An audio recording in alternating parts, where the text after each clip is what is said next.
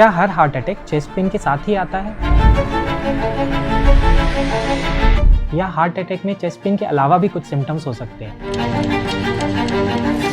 आइए आज इस बारे में हम डिस्कस करते हैं। मैं हूं doctor Akshat Jain, consultant interventional cardiologist, इट्सा हॉस्पिटल रायपुर, और आज हम बात करेंगे हार्ट अटैक, उसके सिम्टम्स और उसके इनिशियल मैनेजमेंट के बारे में।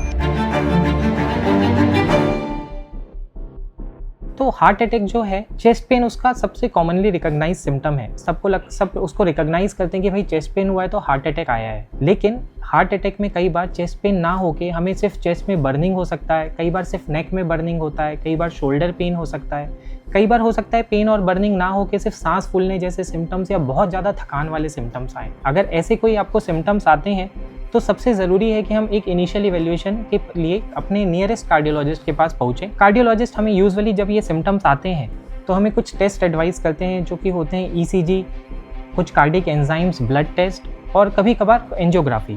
ये डिपेंड करता है कि आपके ईसीजी और ब्लड एंजाइम्स टेस्ट कैसे हैं। ये इस बात पे भी निर्भर करता है कि आपके सिम्टम्स कितने सीवियर हैं, आपके जो डॉक्टर ने आपको एग्जामिन किया है उसको और क्या क्रिटिकल फिजिकल एग्जामिनेशन में साइन मिल रही है। ये सारी चीज़ों को जोड़ के एक आपके लिए ट्रीटमेंट एडवाइस किया जाता है, एक आपके लिए मैनेजमेंट लाइन बनाई जाती है। अगर हार्ट अटैक कंफर्म होता है डायग्नोसिस में, तो हार्ट अटैक के ट्रीटमेंट यूजुअली दो प्रकार के होते हैं। एक होता है जिसमें हम खून पतला करने की दवाई देते हैं, जिसे हम कहते हैं थ्रोम्बोलिसिस, और एक ट्रीटमेंट होता है जिसमें हम पेशेंट की नस को, जो कि ब्लॉक हुई है, उसको डायरेक्टली स्टेंट डाल के ओपन करते हैं, जिसको हम कहते हैं प्राइमरी एंजियोप्लास्टी। आमतौर पर प्राइमरी एंजियोप्लास्टी आपको बड़े अस्पतालों में, जहाँ पे कैथ लैब है, जहाँ पे कार्डियोलॉजिस्ट अवेलेबल है, वहीं पे मिलती है। लेकिन अगर आप इन अस्पतालों से बहुत दूर हैं तो थ्रोम्बोलिसिस भी एक ट्रीटमेंट ऑप्शन होता है। बट अगर आप इन दो ट्रीटमेंट ऑप्शंस को कंपेयर करें तो प्राइमरी एंजियोप्लास्टी हमेशा थ्रोम्बोलिसिस की तुलना में एक बेटर और अच्छा ऑप्शन है।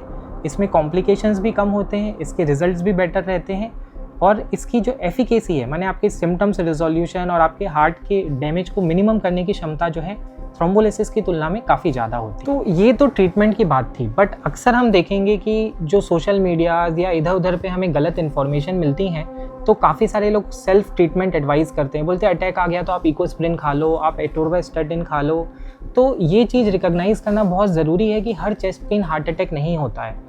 कई बार ऐसे भी कंडीशंस होते हैं जिसमें हमें चेस्ट पेन है बट वो हार्ट अटैक नहीं है, और उस केस में अगर हम खून पतला करने की दवाई ले रहे हैं तो हमें नुकसान भी कर सकती है।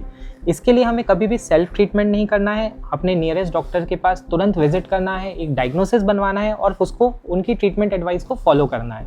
तो ये तो आज हमने बात की हार्ट अटैक के बारे में, बट ऐसे और भी एजुकेशन रिलेटेड टॉपिक्स के लिए अगर आप कुछ जानना चाहते हैं, आप हमारे कमेंट सेक्शन में ड्रॉप कर सकते हैं आपके कमेंट्स। आप हमको सब्सक्राइब कर सकते हैं ताकि आपको ऐसे और वीडियोस मिलते रहें।